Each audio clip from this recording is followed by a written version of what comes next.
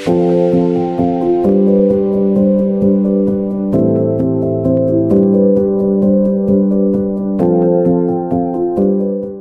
malam semuanya ya, Sukinoto Salam Metta.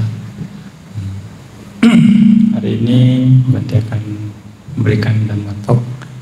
Ya, hari ini hari Uposatha. Jadi hari ini hari Senin ya, Senin tanggal 8 ya. Hari ini Senin tanggal 8 di Megamendung dalam ya, retret 12 hari dari Kammatthana Samutapaka Nikaya. Mari sebelum memulai Dhamma Talk ini, mari kita memberikan penghormatan kepada Guru Agung kita Sang Buddha dan mengucapkan Namo Tassa sebanyak 3 kali. Namo Tassa Bhagavato Arahato Sama Sambuddhassa. Namo Tassa Bhagavato Arahato Sama Sambuddhassa. Namo Tassa Bhagavato Arahato Sama Sambuddhassa. Bante akan memulai dengan syair Dhammapada yang Bante jelaskan di awal retreat ya, syair 21, 22 dan 23. Apamado amatang padang, pamado macuno padang, apamata namiyanti, ye pamata yata mata.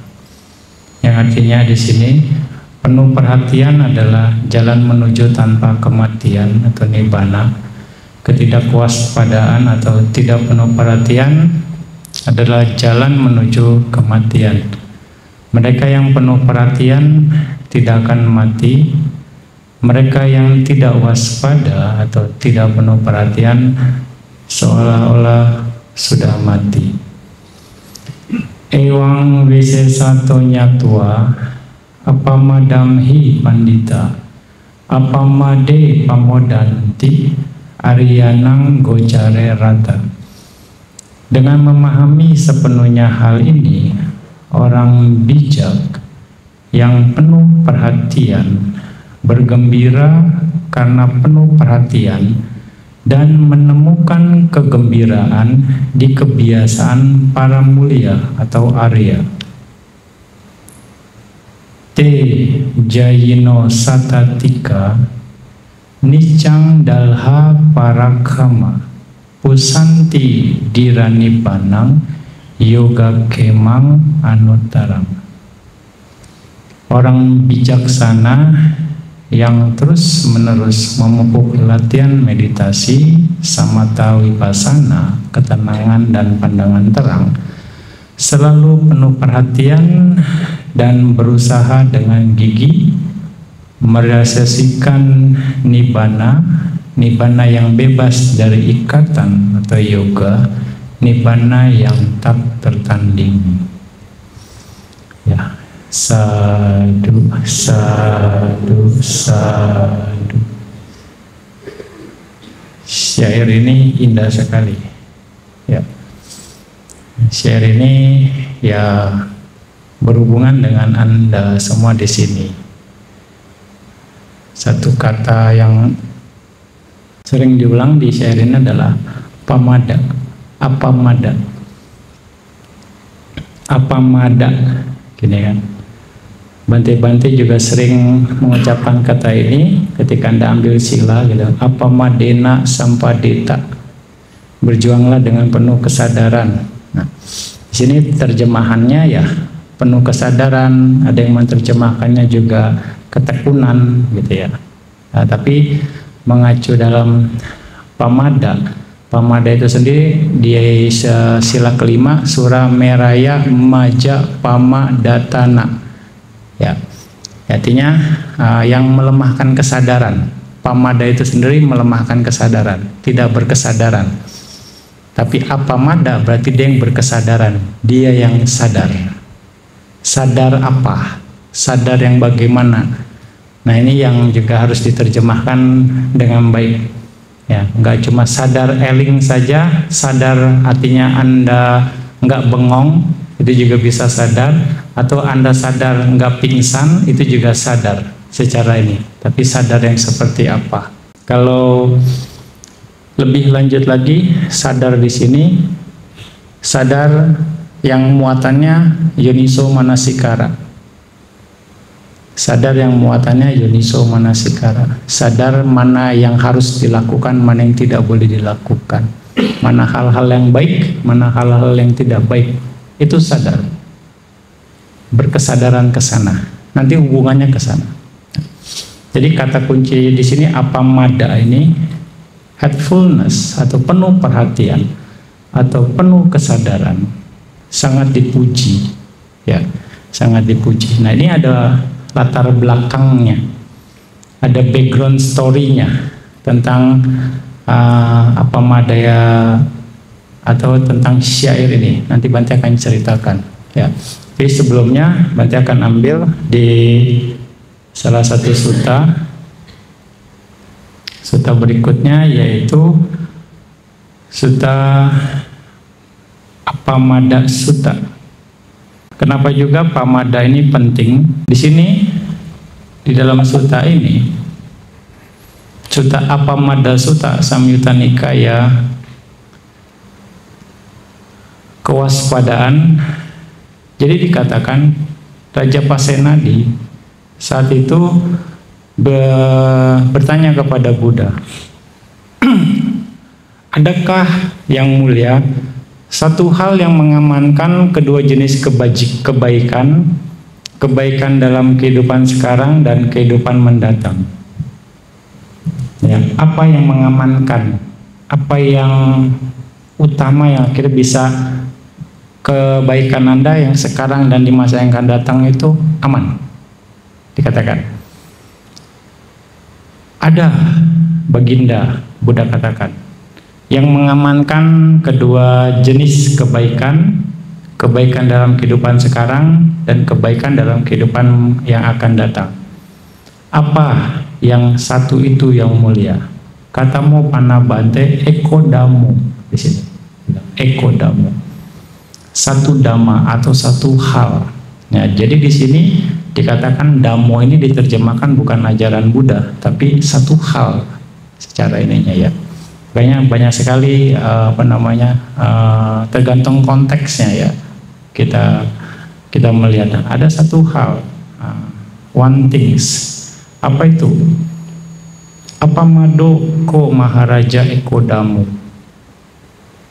Dikatakan di sini kewaspadaan Baginda atau penuh perhatian Baginda, satu hal itu bagaikan, dikatakan di sini, bagaikan jejak kaki dari semua makhluk yang berjalan dapat masuk dalam jejak kaki gajah. Dan jejak kaki gajah dikatakan sebagai yang terbesar dalam hal ukuran. Demikian pula kewaspadaan atau penuh kesadaran adalah satu hal yang mengamankan kedua jenis kebaikan dalam kehidupan sekarang dan kehidupan mendatang. Ya, Anda bisa bayangkan kaki gajah itu kaki yang paling terbesar di dunia, mau dibilang di antara semua hewan lah. Ya, dan semua kaki-kaki binatangnya akan bisa masuk. Nah, itu. Jadi kewaspadaan atau apamada itu kunci. Ya, kunci. Kalau misalnya bisa saja seorang sadar tapi sadarnya melakukan hal yang salah, bisa juga, ya kan? Sadar melakukan hal yang tidak benar, sadar punya pandangan salah, bisa saja di sini. Makanya kalau sadar, tentang sadar itu sendiri ya definisinya. Nah, kira-kira seperti itu. Nah, lalu Lanjut lagi, Buddha menjelaskan di sutta ini, bagi ia yang menginginkan umur panjang dan kesehatan, kecantikan, kelahiran surga dan kelahiran mulia, atau berbagai kegembiraan luhur mengikutinya secara berturut-turut, maka para bijaksana memuji kewaspadaan dalam melakukan perbuatan-perbuatan berjasa. Orang bijaksana yang tekun mengamankan kedua jenis kebaikan. Nah, Ayung arugyang wanang sagang ucakulinatang ratio patayantena ulara aparapara. Ya, dikatakan apa madang pasang santi. Nah, di sini Mas keluar lagi kata apa madang pasang santi punya kiriyasu pandita. Apa mato bu ante adigan hati pandito. Nah, jadi kewaspadaan atau penuh kesadaran, kata kuncinya itu dipuji oleh para bijaksana, dalam melakukan perbuatan berjasa. Nah, orang bijaksana yang tekun akan mengamankan kedua jenis kebaikan. Kebaikan yang terlihat dalam kehidupan ini dan kehidupan dalam kehidupan mendatang. Yang teguh dengan mencapai apa yang baik disebut orang yang bijaksana. Kira-kira seperti itu. Ya, ditedame cayo atau yocato sampara yiko ata bisa mayadiro panditoti pawucati. Ya. Yang tekun, yang teguh dengan mencapai apa yang baik disebut orang bijaksana. Kayaknya di sini sekali lagi akan relatif atau berhubungan, relate dengan Anda. Ya, apa madena sampadeta. Anda sedang tekun, Anda sedang penuh kesadaran, Anda sedang berjuang, ya, dengan penuh kesadaran untuk melakukan kebaikan. Ya, makanya ini bantai angkat. Ya, Anda sedang berjuang, tapi kesadaran yang seperti apa? Sekali lagi, apa mada yang bagaimana? Apa mada yang seperti apa yang bisa mengamankan kedua jenis kebaikan itu sendiri sekarang atau di masa yang akan datang? Nah, sekali lagi ini kalimat yang terakhirnya, yang teguh dengan mencapai apa yang baik disebut orang bijaksana. Terus mereka yang dengan teguh mencapai apa yang memang harus dicapai, apa yang baik disebut orang bijaksana. Jadi seorang yang penuh kesadaran, yang teguh terus melakukan kebaikan-kebaikan itu disebut orang bijaksana. Ya. Nah, di sutta ini Buddha hanya menjelaskan kuncinya saja apa mada itu sendiri, itu yang mengamankan. Nah, di sutta berikutnya Buddha menjelaskan lebih rinci apa yang dibilang apa mada itu sendiri, apa yang dibilang penuh kewaspadaan atau penuh kesadaran itu sendiri. Oke.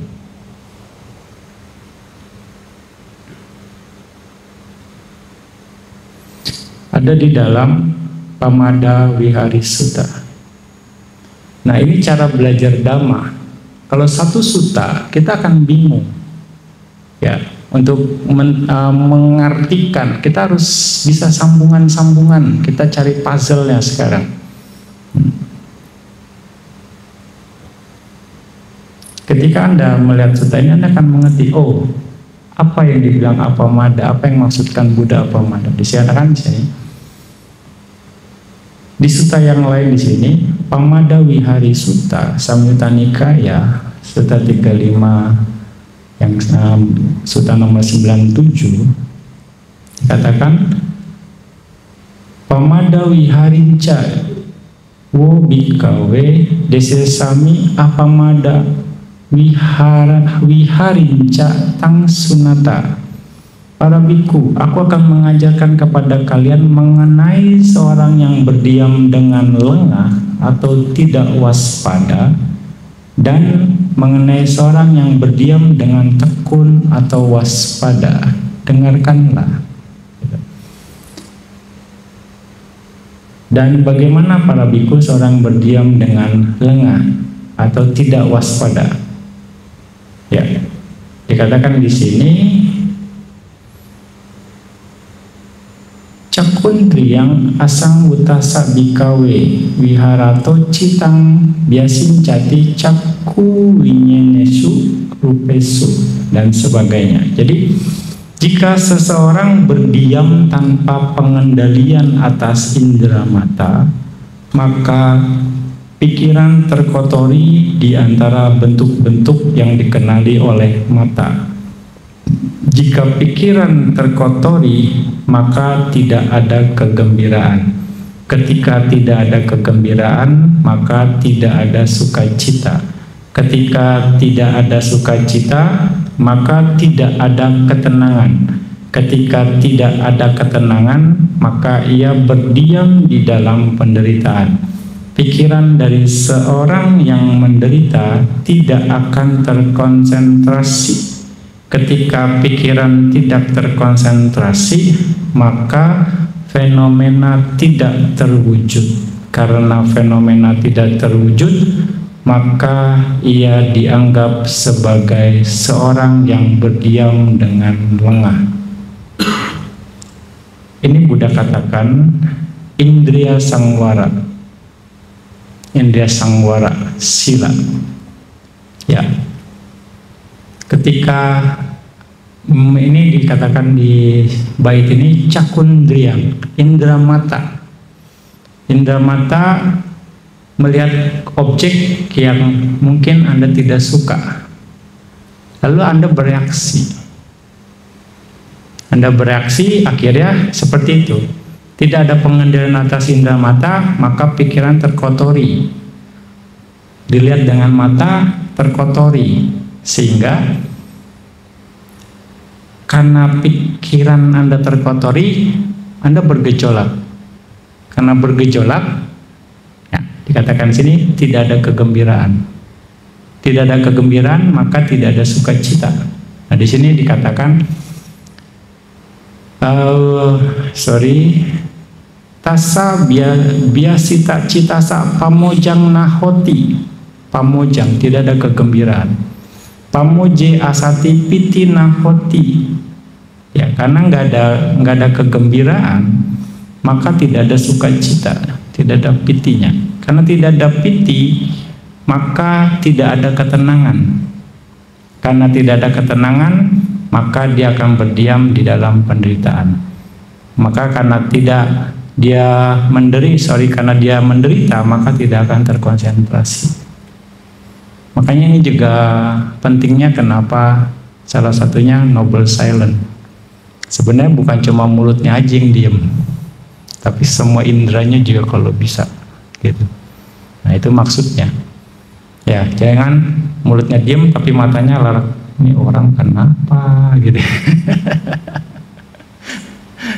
Kok begitu, katanya meditasi ya. Pikirannya bermain karena ngelihat. Ini orang gangguin aja gitu. Nah, itu terus saja.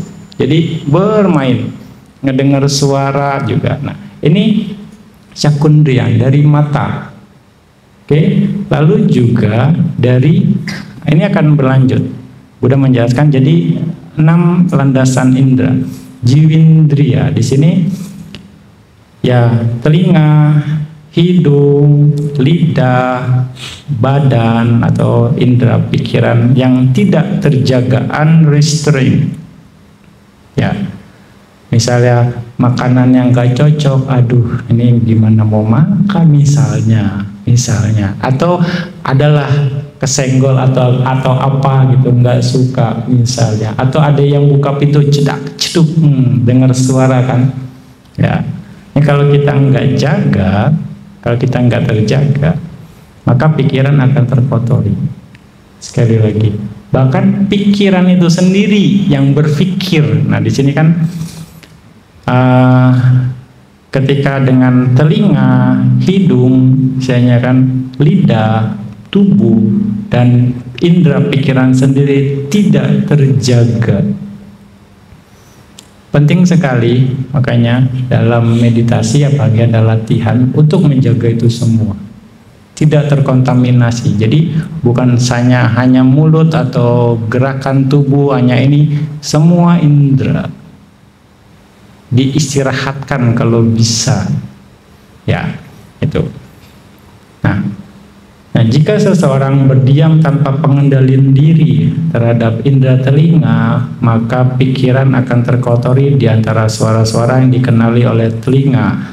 Ketika seorang berdiam tanpa pengendalian diri terhadap indera hidung, indera lidah, dan jasmani, dan juga sesuai dengan inderanya, maka itu akan terkotori juga. Jika seseorang berdiam tanpa pengendalian dia terhadap indera pikiran, maka indera pikiran juga terkotori di antara fenomena-fenomena pikiran yang dikenali oleh pikiran. Karena fenomena tidak terwujud, sekali lagi, ini berantai, ya balik lagi, ujung-ujungnya ini akan mempengaruhi ketenangan Anda. Ya kan, karena Anda nggak tenang, Anda nggak bisa konsentrasi. Nah, bergejolak. Ketika Anda tidak bisa terkonsentrasi, maka dikatakan di sini, maka fenomena tidak terwujud. Ya, banyak fenomena, ya kan? Ya, nimitta mungkin nggak keluar karena nggak ada konsentrasi atau konsentrasinya kurang maksimal. Terus juga sehingga ya karena fenomena tidak terwujud, maka dia dianggap seorang yang berdiam dengan ini runtutannya. Ya. Sekali lagi ini yang dibilang indriya sangwara sila. Jadi bukan cuma hanya atas sila saja, tapi pengendalian terhadap indera juga bisa Anda lakukan. Seperti yang di tempat makan yang Bante ajarkan itu, seperti sarankan. Itu pun salah satu cara kita untuk melatih indera lidah kita, ya, untuk menahan godaan atau istilahnya hasrat untuk mengambil banyak sesuai keinginan kita, ya. Jangan jadi dikendalikan dengan sabar, berurutan, gitu. Nah, itu cara kita melatih pengendalian diri. Oke, dikatakan di sini demikianlah seorang yang berdiam dengan lengah atau tidak waspada, atau dikatakan di sini pamadawi hari hoti, ya, apamadena sampadeta, pamada di sini, pamadawi hari hoti, seorang yang lengah atau tidak waspada. Lalu bagaimana seorang yang berdiam dengan waspada? Ya, kebalikannya. Kebalikannya, ketika seorang yang berdiam dengan pengendalian diri terhadap indera mata, maka jika seseorang berdiam dengan pengendalian diri atas indera mata, maka pikiran tidak terkotori di antara bentuk-bentuk yang dikenali oleh mata. Jika pikiran tidak terkotori, maka kegembiraan timbul. Jika ia gembira, maka sukacita timbul. Jika pikiran digirangkan oleh sukacita, maka jasmani menjadi tenang. Seorang yang tenang dalam jasmani mengalami kebahagiaan. Pikiran dari seorang yang bahagia menjadi terkonsentrasi. Ketika pikiran terkonsentrasi, maka fenomena terwujud. Karena fenomena terwujud, maka ia dianggap sebagai seorang yang berdiam dengan tekun. Ya. Nah, ini akan berlaku dengan indera-indera yang lain. Indera mata, indera telinga, indera hidung, indera lidah, indera jasmani, tubuh, dan juga indera pikiran. Indera pikiran, Anda sedang melatihnya ke objek meditasi. Ya, setidaknya sudah ada kaitannya. Anda sudah coba untuk mengendalikan indera pikiran Anda hanya ke objek meditasi Anda saja. Dan indera yang lain pun bisa diminimalkan. Ya, Bante katakan bahwa kapanpun, dimanapun, dalam posisi apapun, Anda coba untuk hanya mengamati objek meditasi Anda. Nah, ini untuk meminimalkan kontak seminimal mungkin kalau memang tidak perlu, ya. Terus, nah dengan begitu ini akan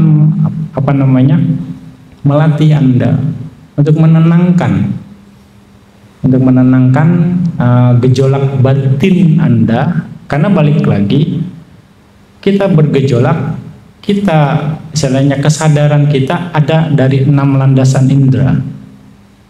Kesadaran kita muncul, artinya pikiran kita juga bisa bergejolak dari 6 landasan indera itu sendiri. Ini kita harus latih, ya, kira-kira seperti itu. Nah, kita harus membiasakan diri untuk meminimalkan ini semua, gitu. Makanya kalau semua terkendali, maka ini akan mengarah ke satu hal, yaitu ketenangan batin Anda. Batin Anda nggak akan bergejolak.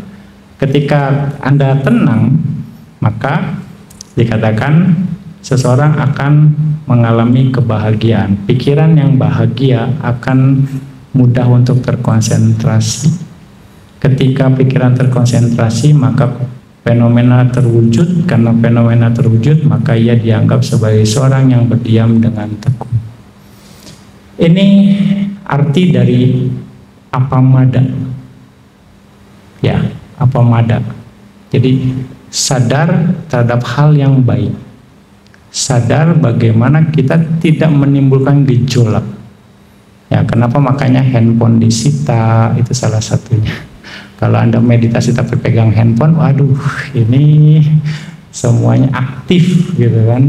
Nggak ngomong, semuanya ya mau dibilang makan dibatasi. Itu sebenarnya cara-cara untuk mendisiplinkan, ya, cara-cara untuk mendisiplinkan Anda sesuai schedule, ya kan. Di rumah Anda suka-suka mau dibilang di sini harus ikut jadwal gitu kan. Nah, itu bagian mendisiplinkan Anda secara tubuh ini, secara ini. Nah, bagian pengendalian diri, pengendalian indera yang dibilang apamada. Jadi indera sangwarasila juga perlu Anda latih selama meditasi di sini. Makanya ini akan relate, akan berhubungan dengan Anda. Ya, jadi juga bukan cuma hanya ya ngamatin napas, tapi semua kalau bisa diminimalkan, diminimize semua kontak secara ini. Nah, dikatakan jika seorang berdiam dengan pengendalian diri atas indera telinga, maka pikiran tidak terkotori di antara suara-suara yang dikenali oleh telinga atau hidung, lidah, jasmani. Jika seorang berdiam dengan pengendalian atas indera pikiran, maka pikiran tidak terkotori di antara fenomena-fenomena pikiran yang dikenali oleh pikiran. Karena fenomena terwujud, maka ia dianggap sebagai orang yang berdiam dengan tekun. Demikianlah para biku, seorang yang berdiam dengan tekun atau waspada. Ewangko bikawe apamada wihari hoti ti. Ya. Nah, sambungan yang tadi Bante katakan di awal, bahwa apamada ini akan berhubungan dengan yoniso manasikara. Ya, yoniso manasikara itu adalah perhatian yang bijaksana, yang mana merenung dengan bijaksana, yang membuat kebijaksanaan itu muncul di pikiran. Ini ada relate-nya, ada hubungannya. Jadi tujuan Anda untuk penuh kesadaran supaya hanya kusala saja yang masuk, ya, supaya Anda semakin paham, semakin bijaksana. Artinya Anda hanya hubungannya sama objek meditasi Anda saja. Oh, yang bukan objek meditasi itu saya anggap bukan objek meditasi, atau itu hanya fenomena saja. Pokoknya saya hanya mengamati objek meditasi saya saja. Karena itu memang yang harus Anda lakukan di sini, bukan yang lain. Kalau memang tidak ada kebutuhan, bisa dikatakan. Nah, Anda ngerti bahwa di sini Anda meditasi, jaga sila juga Anda perlu perhatikan. Ya kan, Anda ngerti, oh iya, saya lagi jaga sila. Saya juga sedang ikut aturan. Saya juga sedang latihan meditasi. Nah, kondisi-kondisi ini perlu dipertimbangkan. Ini bentuk yoniso manasikara Anda. Mengerti apa yang harus Anda lakukan. Itu yoniso manasikara. Ya kan? Lalu hubungannya dengan apamada, ya, penuh kesadaran terhadap hal-hal yang memang harus diperhatikan. Ketika meditasi, ya hanya objek meditasi Anda saja yang Anda amati. Ya, ketika di luar objek meditasi, ya usahakan Anda berusaha untuk meminimalkan kesadaran Anda supaya Anda nggak bergejolak. Sekali lagi, ya Anda nggak bergejolak. Ya mungkin saja melihat sesuatu Anda menilai, mendengar sesuatu Anda menilai, ya kan, menebak gerakan tertentu Anda menilai. Nah, ya kan, ketika Anda lagi dalam kondisi meditasi, Anda harus cut semuanya. Ini bukan objek meditasi saya, ini bukan urusan saya. Itu bagian dari yoniso manasikara yang akan membuat kebijaksanaan muncul di pikiran. Yoniso manasikara. Yoniso itu yang artinya memunculkan yang bijaksana atau perhatian yang bijaksana. Manasikara itu yang ada di pikiran. Oke. Jadi Anda harus secepat mungkin untuk ini bukan objek meditasi saya, ini bukan urusan saya. Atau kalaupun bisa ada sesuatu yang gimana, ya kata kunci lagi jurus pamungkas, sabar. Kanti paramang tapotitika. Udah munculin itu dalam pikiran Anda, sabar. Ya. Terus gitu. Nah, itu bagian dari yoniso manasikara Anda juga. Sehingga untuk apa? Untuk meredam gejolak Anda. Dengan begitu oke, sabar. Ya. Nah, ini ada hubungannya. Makanya ini Bante mau angkat untuk malam ini supaya Anda juga bisa lebih paham apa yang harus Anda lakukan. Jadi pamada dan apamada, terjemahannya seperti itu ya. Jadi sekali lagi, pamada itu atau apamada itu bukan sadar yang ya saya nggak tidur makanya saya sadar, bukan itu juga. Atau saya sadar tapi karena saya nggak bengong, bisa juga. Nah, itu bukan seperti itu, tapi sadar bagaimana Anda menjaga indera Anda hanya ke objek meditasi Anda saja. Sadar juga bagaimana supaya Anda tetap, mau dikatakan secara garis besarnya, positive thinking. Mengendalikan positive thinking Anda, memunculkan terus positive thinking Anda yang akan mendukung latihan Anda. Sekali lagi. Ya, ini harus Anda terus bangun selama latihan di sini. Ya, Anda punya potensi itu, Anda punya kesempatan itu. Di luaran belum tentu Anda punya kesempatan ini. Nah, di ini semuanya sudah dikondisikan. Anda hanya tinggal menjalankan tugas Anda saja. Urusan yang lain biar panitia yang atur. Kira-kira seperti itu. Ya, kira-kira Anda hanya jalanin saja apa yang perlu Anda jalankan. Ya, ini tentang apamada. Ya. Jelas ya di sini ya, cukup jelas ya. Oke. Nah,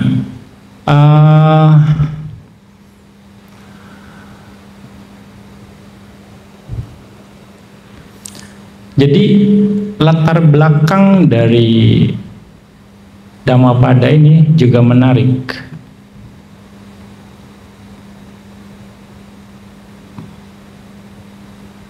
Dikatakan di sini, penuh perhatian adalah jalan menuju tanpa kematian. Apamado amata padang. Jadi di syair Dhammapada ini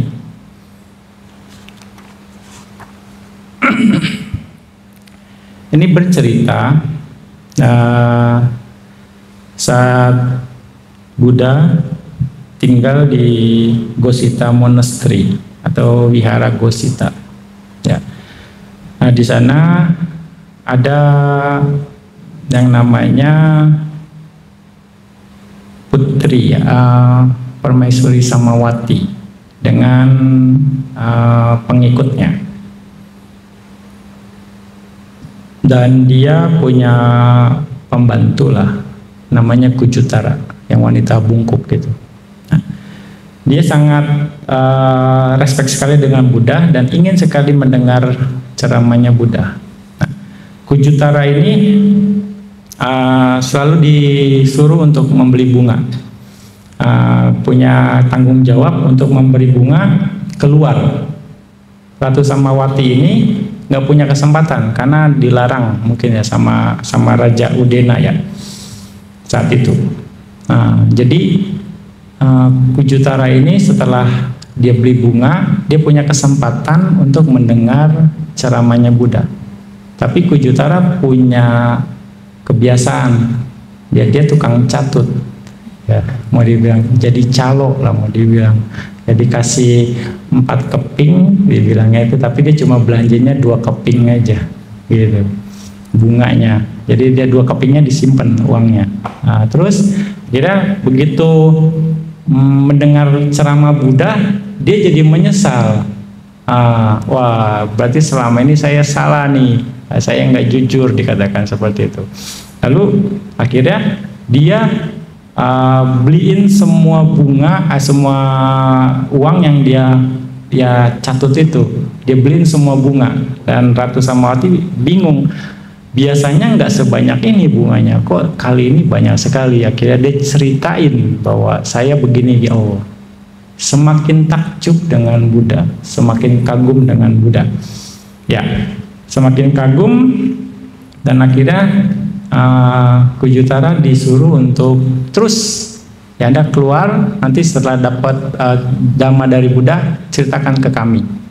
Ya, jadi Kujutara dianggap seperti ibu mereka. Ya, jadi mereka belajar dhamma itu dari Kujutara itu sendiri. Dan pada akhirnya ya Kujutara dia juga mencapai tingkatan kesucian juga. Ya, di situ. Nah, di sini Raja Udena punya namanya Selir. Ya, Selir ini anak dari Brahmana Magandia. Ya, namanya Magandia. Selirnya nih.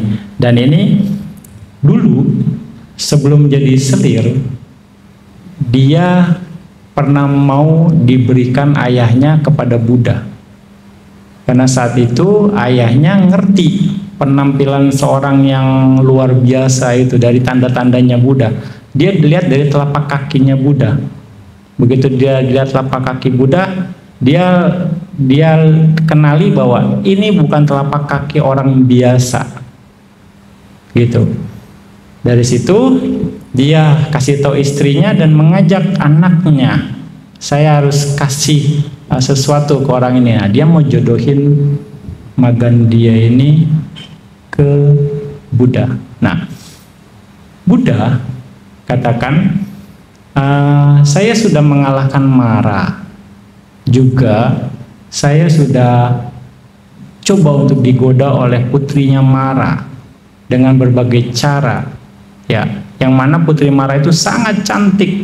Nah, saya juga tidak tertarik, kata Buddha. Ya, apalagi Anda, dikatakan seperti itu. Saya nggak ada keinginan untuk menikmati kesenangan indera setelah ini. Bagaimana? Ini semua seperti kotoran, kata Buddha. Dan kesenangan indera, wanita cantik ataupun apapun ya Buddha katakan, dikatakan di sini, saya bahkan tidak suka, bahkan nyentuh dengan kaki saya pun saya nggak mau. Nah, Buddha langsung to the point, ya, hasilnya diserahkan. Yang cantik sekalipun, ya mau dibilang Magandia itu kalah cantik daripada putrinya Mara. Putrinya Mara aja Buddha nggak mau sentuh, bahkan dengan telapak kakinya, dikatakan seperti itu. Nah, di sini Buddha mengatakan itu dengan ada tujuan sebenarnya. Jadi orang tua dari Magandia ini ketika ya dengan karena paraminya dia tercerahkan menjadi anagami, ya karena statementnya Buddha itu sendiri. Tapi Magandia jadi sakit hati sama Buddha. dia merasa cantik sebagai wanita. Akhirnya dia merasa gengsi. Wah, harga diri saya diinjak-injak, bisa dikatakan. Dia marah. Dia kesal sama Buddha. Nah, dia kesal sama orang yang gak tepat. Ya, akhirnya dia dendam sama Buddha. Suatu saat dia mau balas. Nah, lalu setelah orang tuanya jadi mencapai tingkat kesucian, ya, justru si Magandia ini dititipkan ke pamannya, makin sakit hati dia. Udah direndahkan oleh Buddha dalam kondisi itu, lalu nggak diurusin sama orang tuanya, malah orang tuanya mau jadi petapa, gitu. Dititipin ke pamannya, makin sakit hati. Nah, akhirnya dia semakin bertekad ya, untuk balas dendam. Nah, akhirnya dia punya kesempatan, ya, pamannya suatu hari memberikan Magandia karena memang kecantikannya kepada Raja Udena, dan dia menjadi salah satu serir, ya, dari Raja Udena yang memang punya pengaruh, dan dia pintar mengamati situasi, dan dia pun ya saingan lah dengan Ratu Samawati untuk mencari perhatian dari Raja Udena ini sendiri. Nah, dan juga dia ngerti bahwa Ratu Samawati ini sangat respect dengan Buddha, gitu ya. Jadi kesempatan nih, sekali lempar bisa 2 burung, masih bilang, ya kan, bisa kena, gitu. Dia akan coba untuk membalas dendam 2 pihak ini, Buddha dan Ratu Samawati. Ya, lalu dicoba untuk melakukan berbagai hal untuk mempengaruhi raja. Ya, minimal dia coba untuk pertama dia coba untuk mengerjain Buddha, ya. Tapi Buddha sendiri tidak bisa disakiti, ya. Dan dia akhirnya tahu bahwa Buddha nggak bisa disakiti atau bagaimana, dia nggak berhasil balas dendam ke Buddha. Dia mengarah ke Samawati. Akhirnya dia merencanakan sesuatu yang bikin yang mana dia berusaha mempengaruhi Raja Udena untuk membenci. Ya, satu hari dia coba memasukkan ular dalam kecapi lah, ya, sekitar kayak ya kecapi zaman itu, ular lalu dibungkus sama bunga, ya, itu sudah disimpan di kamarnya Samawati. Lalu Raja Udena datang ke tempatnya Samawati dengan Magandia juga ikut. Lalu tiba-tiba Magandia coba untuk ngebuka bunganya, itu ularnya keluar. Akhirnya dia coba lihat, mempengaruhi raja bahwa Samawati berusaha untuk membunuh Anda. Nah, Raja Udena percaya saat itu. Ya, oke. Sebelumnya juga Magandia ini memberitahu bahwa Ratu Samawati ini selalu bikin lubang di istana Anda, tembok istana, supaya melihat Buddha. Seperti itu. Ini dia mau memberontak, tapi dia tahu, raja tahu bahwa itu nggak mungkin, nggak percaya. Itu percobaan pertama untuk mempengaruhi Buddha. Yang kedua seperti itu. Nah, di sini akhirnya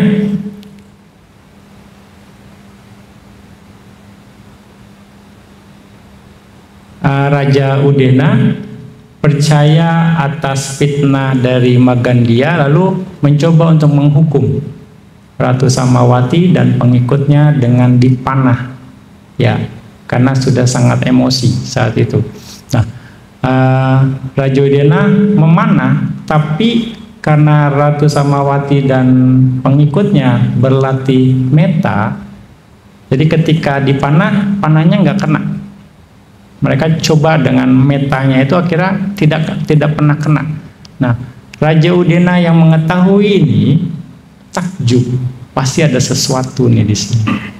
Nah, akhirnya wah, ini nggak mungkin, istilahnya nggak pernah kena gitu. Nah, akhirnya raja tahu, menyadari bahwa Ratu Samawati ini nggak bersalah.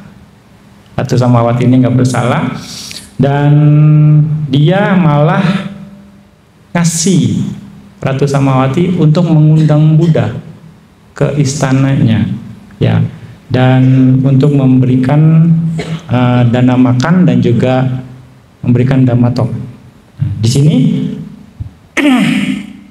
Magandia makin sakit hati, dia makin kalah saya nih. Nah, dia wah kayaknya udah nggak berhasil nih, dia udah sadar gitu. Akhirnya dia pesan ke pamannya untuk membakar istana Ratu Samawati dan pengikutnya ini. Akhirnya terbakar. Tapi Ratu Samawati dalam kondisi terakhirnya dikatakan bahwa mereka melatih meditasi meta, ya, meta sampai akhirnya ada yang beberapa yang mencapai tingkatan anagami, dikatakan seperti itu. Nah, ada juga yang sakadagami dan juga anagami dikatakan di sini. Nah, jadi semua akhirnya mati karena dibakar. Nah, mendengar ini raja tahu, tapi sudah terlambat dan dia curiga terhadap Magandia. Nah, di sini raja coba untuk ya mau nembak langsung, dia juga nggak mau, tapi dia pakai trik. Oh, ya akhirnya raja katakan bahwa Samawati ini selagi hidup sangat menakutkan saya, ya, sangat menakutkan saya. Mungkin, ya, artinya dia merepotkan saya juga. Raja bilang seperti itu. Mungkin orang yang melakukan ini itu karena sayangnya kepada saya, kepada raja. Makanya dia melakukan seperti ini, itu bentuk rasa sayang dia kepada saya. Nah, dibalikin bisa dibilang supaya diangkat lah mau dibilang. Nah, ngedengar itu Magandia kepancing, bahwa dia ngaku bahwa ini atas suruhan dia, yang ngerjain adalah paman saya dan keluarganya gitu. Dia salah tangkap, oh ini taktiknya raja, bisa dibilang, supaya ngeluarin pernyataan itu. Akhirnya kepancing dan oke, kalau seperti itu panggil teman keluarga Anda datang ke istana, ya, saya akan kasih hadiah, dikatakan seperti itu. Akhirnya setelah semuanya kumpul malah ditangkap sama raja. Akhirnya dihukum mati mereka, kira-kira seperti itu. Nah, ceritanya di sini dikatakan bahwa Buddha memberikan pernyataan bahwa seorang yang tidak penuh kesadaran sesungguhnya sudah mati. Artinya Magandia, ya, Magandia tidak sadar apa yang dia lakukan. Dia dia menyimpan dendam, ya, menyimpan dendam dari masa lalu, dikatakan seperti itu. Dan dia menyimpan dendam atas apa yang telah berlalu di masa lalu, bisa dikatakan. Terus simpan itu, dia ingat-ingat terus, yang akhirnya dia tidak sadar bahwa itu adalah suatu kesalahan yang akhirnya menyebabkan dia mati, menderita karena perbuatan dia sendiri, karena dendam yang dia terus bawa, bisa dikatakan seperti itu. Jadi dikatakan di sini penuh perhatian adalah jalan menuju tanpa kematian atau nibbana. Ya, ketidakwaspadaan atau tidak penuh perhatian adalah jalan menuju kematian. Mereka yang penuh perhatian tidak akan mati, Mereka yang tidak waspada, tidak penuh perhatian, seolah-olah sudah mati. Ya, kira-kira seperti itu. Nah, ya memang kalau dilihat dari kondisi ini, kebanyakan masalah itu dari masa lalu, ya kan? Makanya kebanyakan dari kita itu hidup di masa lalu, ya kan? Hidup di masa lalu, istilahnya ketika ada orang yang misalnya salah atau orang menyakiti kita, kita ingat terus, kita ungkit terus. Padahal kan itu di masa lalu. Di masa sekarang, padahal kan enggak. Misalnya dia lagi di rumah, lagi makan, kita lagi di rumah, lagi tidur misalnya saat sekarang. Tapi kita terus ingat kejadian-kejadian itu di masa lalu. Ya kan, makanya kebanyakan masalah itu karena dari masa lalu. Jadi kebanyakan kita hidup di masa lalu. Makanya untung Anda di sini, Anda hidup di saat ini, present moment. Nah, ini pelajaran dari meditasi. Hiduplah di saat sekarang. Anda akan bikin happy. Kira-kira seperti itu, ya kan? Nah, sebenarnya pelajaran meditasi yang dengan meditasi kita belajar sesuatu. Apa yang Anda lakukan adalah hidup di saat sekarang dengan apa? Hanya mengamati objek meditasi Anda saja. Pikiran yang lalu muncul, ya kan?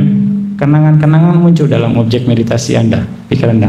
Yang Bante katakan, kembalikan lagi ke objek. Apapun pikirannya, apapun sensasinya, kembalikan ke objek. Nah, ini cara kita untuk hidup di masa sekarang, hidup di saat sekarang. Bukan mikirin yang lalu atau mengkhawatirkan yang akan datang. Belum terjadi, bisa dikatakan. Ya, kira-kira seperti itu. Ya, sekali lagi, Anda setuju kan? Kita banyak masalah dari masa lalu. Kita bawa terus muatan itu, ya kan? Nah, dan ngerinya itu, kalau ketika sudah jadi dendam, bahaya sekali. Nah, di sini ada lagi cerita ketika dendamnya itu tidak mau dibilang bermasalah. Ya, ceritanya cerita tentang Cula Subada. Ya, Bante angkat dari bukunya Pausia Dao, Walking of Karma. Kebetulan ini bahasa Inggris. Ya, Bante ringkas-ringkas saja lah ya, kira-kira ya cerita-ceritanya ini tentang Cula Subada.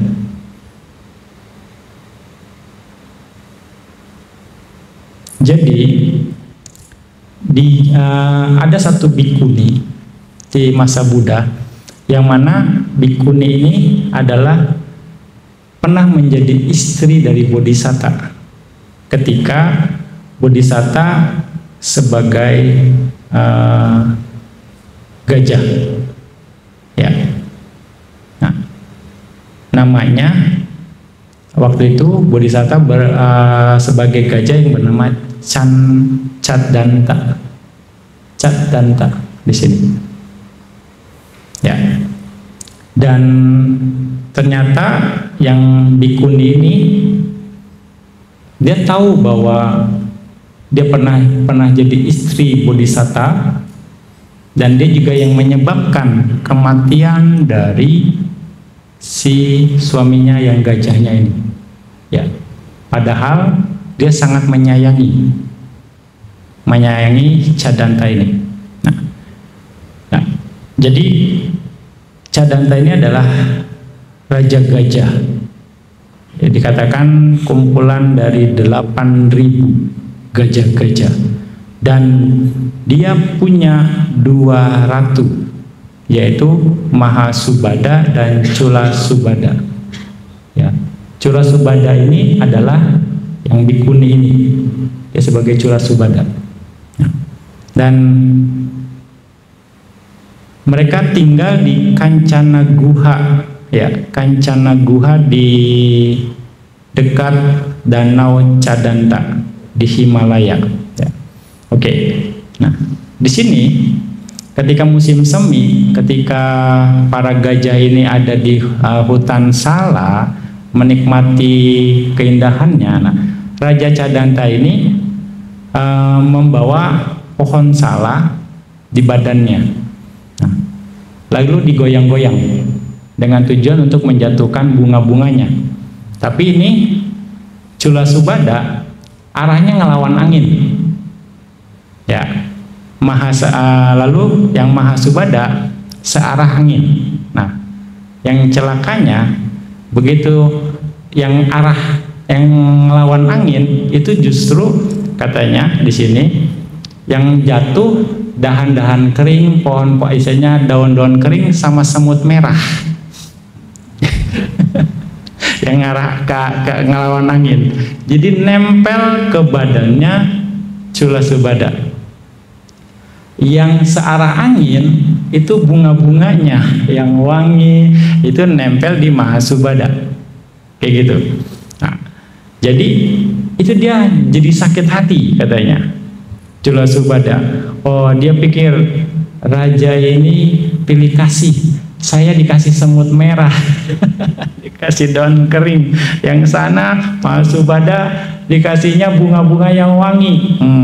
Nah, itu mulai di sana. Dia jadi marah, komplain, ya, sakit hati dan dendam dengan Cadanta. Yang pertama. Lalu yang berikutnya, ya, gajah ini sedang main di danau dan satu gajah mendanakan Cadanta raja ini bunga teratai yang besar, bunga lotus yang besar, dan Cadanta memberikannya kepada Mahasubada. Ya, makin-makin dia. Cula Subadanya upset dikatakan di sini. Dan dia akhirnya dendam lagi sama Cadanta, sama Rajana. Nah, karena dendam dengan dua kali ini, akhirnya dia bertekad, saya akan membalas. Nah, dan Cula Subada ini, gajah-gajah ini ternyata memang menjalankan sila, ya, moralitasnya tinggi dikatakan pada saat itu, dan dia selalu menginginkan yang menjadi yang terbaik, ya. Dengan pelaksanaan sila yang murni itu, dia mau menjadi yang terbaik dalam segala hal. Tapi dia juga punya keinginan jahat terhadap Cadanta, ya. Dan akhirnya suatu hari raja dan kumpulannya punya kesempatan untuk berdana kepada 500 paceka Buddha di zaman itu, ya. Dan Cula Subada memberikan buah-buahan yang dia dapat, lalu dia beraspirasi kepada ketika dia melakukan persembahan itu, dia tahu bahwa apapun keinginannya akan bisa tercapai, ya, kalau dia bisa melakukan pemberian yang superior. Bagaimana pemberian yang superior itu? Pemberinya adalah pemberinya murni. Dia mengerti bahwa Paceka Buddha adalah sangat silanya sangat tinggi dikatakan, dan juga ladang jasa yang tiada taranya. Nah, lalu dia juga tahu bahwa semua gajah juga murni pelaksanaan silanya, orang bermoral saat itu, dan dia juga mendapatkan barang pemberiannya dengan cara yang benar, ya, di hutan, dari hutan, dan dia juga penuh keyakinan terhadap hukum karma. Nah, dan dia merenungkannya ini sebelum, pada saat, dan setelah memberi. Jadi faktor-faktor ini terpenuhi. Nah, lalu dia mengerti bahwa dengan kemurnian silanya, seseorang aspirasinya akan tercapai. Karena apa? Karena kemurniannya. Sehingga dia mulai beraspirasi bahwa dia mau menjadi wanita yang sempurna dalam bentuk, dalam penampilan, dan dia membuat 5 aspirasi seperti ini. Semoga dengan kebajikan ini setelah meninggal, dia lahir di keluarga Raja Mada sebagai tuan putri. Lalu dia mau bernama sebagai Subada. Ya, dia mau bernama sebagai Subada.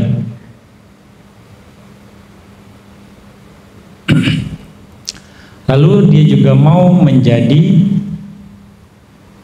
ratu utama, permaisuri. Ya, permaisuri utama dari Raja Varanasi. Dan juga semoga dia juga bisa mempengaruhi atau membujuk raja untuk memenuhi semua keinginan dia, keinginan yang keempat. Nah, lalu yang kelima, semoga saya juga bisa mengirim pemburu untuk membunuh, ya, untuk memotong gading dari Candanta. Dia masih dendam, luar biasa. Dendamnya dibawa sampai kehidupan berikutnya. Ini bahaya gitu kan. Ini yang nggak waspada, ya kan? Itulah ketika nggak waspada ya, bisa aja kan sampai mati gue nggak mau ketemu. Bisa dibilang kan, aduh, itu entah berapa triliun momen itu bisa terbentuk karma kan, ya kan, potensi karma. Ayo, tak ketemu berantem lagi, ya kan. Akhirnya dia meninggal, ya. Kenapa dia istilahnya beraspirasi seperti itu? Karena dia tahu dengan semua yang dia miliki, misalnya yang sesuai keinginannya, dengan tingkat sosial yang tinggi, sangat penting, dia bisa melakukan apapun dan dia bisa memenuhi semua keinginan yang dia inginkan.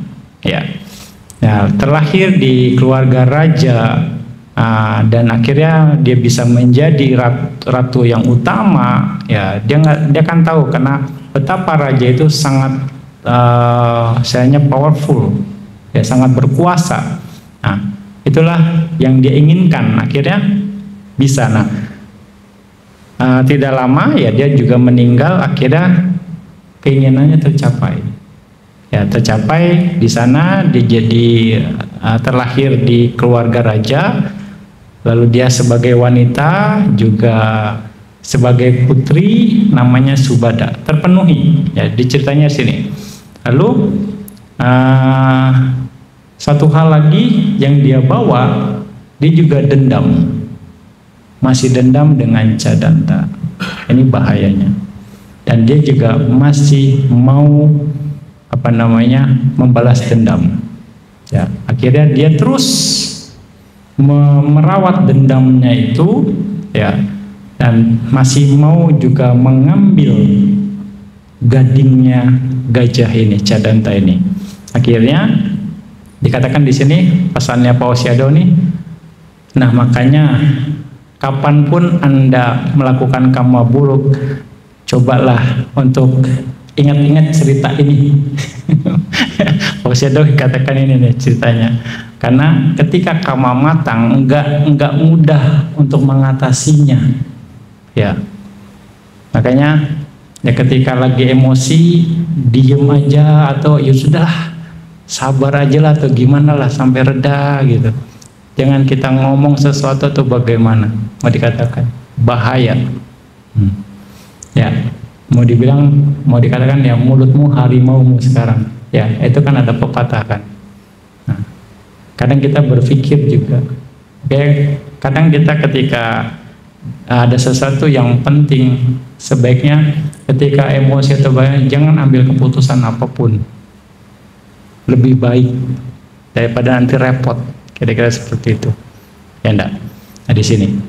Nah, akhirnya Subada, karena dia juga kesayangan dari raja, dia akhirnya berhasil mengumpulkan para pemburu. Dan Sonutara ini yang mendapat tugas. Nah, Sonutara ini adalah calon Bante Dewadatta. Nah, jadi nyambung nih, gitu kan? Nyambung. Calon Bante Dewadatta, dan dia tahu bahwa Gajah Cadanta ini sangat respect dengan jubah kuning Paceka Buddha. Dia tahu Sonutara ini gimana cara nangkapnya Cadanta. Nah, jadi dua pihak nih, dua orang saling dendam nih, Dewadatta dan Cadanta itu sendiri, dan Subada itu sendiri. Wah, dua orang kolaborasi. Ya, makanya itulah dendam dari masa lalu dibawa-bawa. Inilah samsara. Ini yang dibilang kita terikat dan kita mengikat di samsara ini ya. Kita nggak tahu secara ini. Luar biasa. Akhirnya karena tahu bagaimana menaklukkan Cadanta, akhirnya Sonutara menyamar atau memakai jubah kuning seperti Paceka Buddha. Nah, akhirnya dia berhasil ketika udah sampai tempatnya, itu pun tempatnya katakan jauh katanya. 7 tahun, 7 bulan, 7 hari baru sampai ke sana. Iya, jauh sekali. Luar biasa. Akhirnya sudah dia berhasil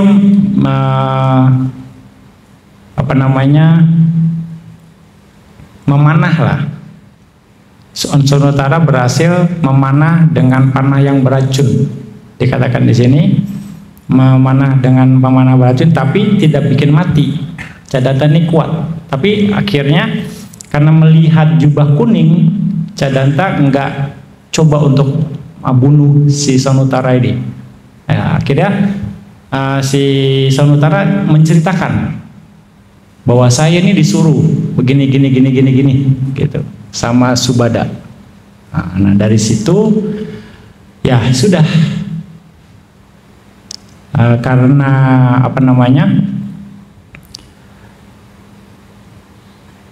akhirnya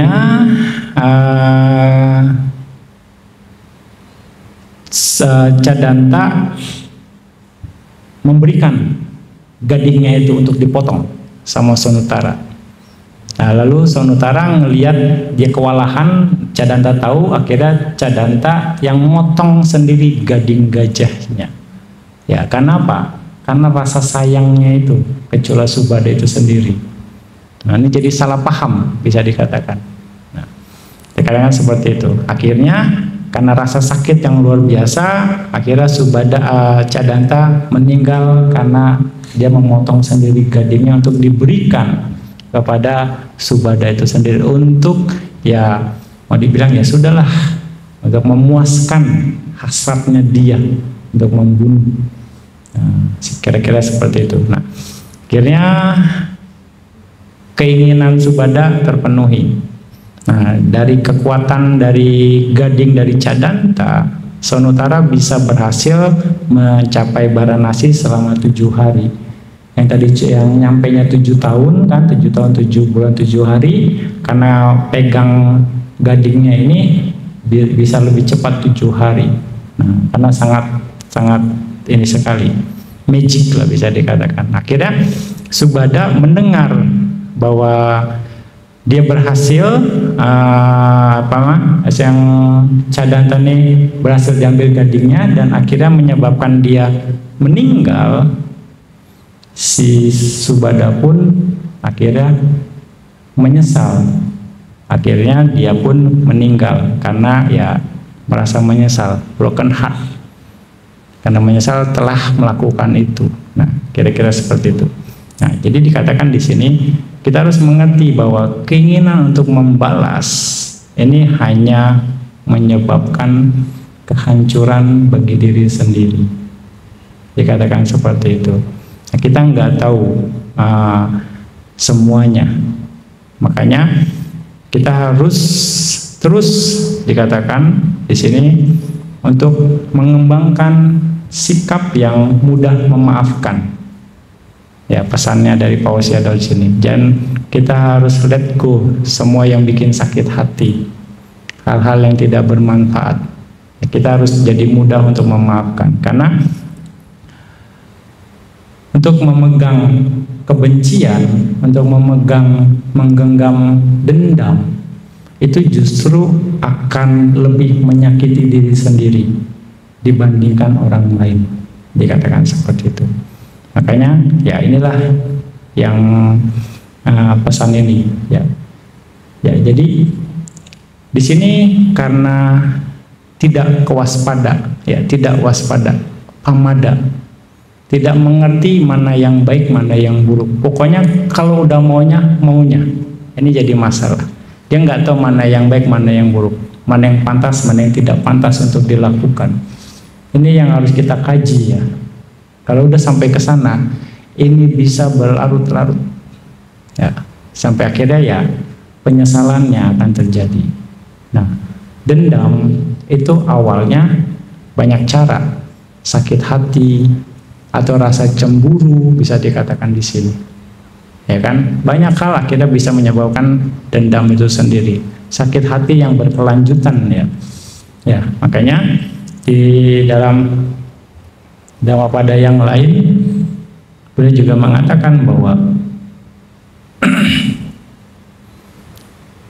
kebencian tidak akan bisa berakhir jika dibalas dengan kebencian. Ya. Dia menghina saya, ia memukul saya, ia mengalahkan saya, ia merampas milik saya. Selama seseorang masih menyimpan pikiran seperti itu, maka kebencian tidak akan pernah berakhir. Ya. Ia menghina saya, ia memukul saya, ia mengalahkan saya, ia merampas milik saya. Jika seseorang tidak lagi menyimpan pikiran-pikiran seperti itu, maka kebencian akan berakhir. Sekali lagi. Nah, ini contoh-contoh di dalam Dhammapada. Nah, ada lagi bahwa kebencian tidak akan pernah berakhir apabila dibalas dengan kebencian. Ya. Tetapi kebencian akan berakhir bila dibalas dengan tidak membenci. Inilah satu hukum abadi. Ya, setuju nggak Anda? Setuju ya. Kita ucapkan sadu ya. Sadu, sadu, sadu. Ya, inilah kewaspadaan, inilah apamada yang perlu kita bangun. Ya, apamada di sini akan mengharuskan kita mengetahui mana yang baik, mana yang buruk, mana yang pantas, mana yang tidak pantas, mana yang sesuai, mana yang tidak sesuai. Sebenarnya itu adalah domainnya panya, domain atau bisa dibilang ranahnya kebijaksanaan. Ranahnya kebijaksanaan, begitu kita tahu mana yang boleh, mana yang tidak boleh, mana yang pantas, mana yang tidak pantas, kita kembangkan itu terus, kita terus munculkan itu dengan yuniso manasikara. Maka semua akan berperan di sini. Ya, itu makanya. Ini yang perlu Anda ingat semua. Anda punya kesempatan itu ya di beberapa hari ke depan untuk membangun potensi itu. Penuh perhatian dengan apa yang baik.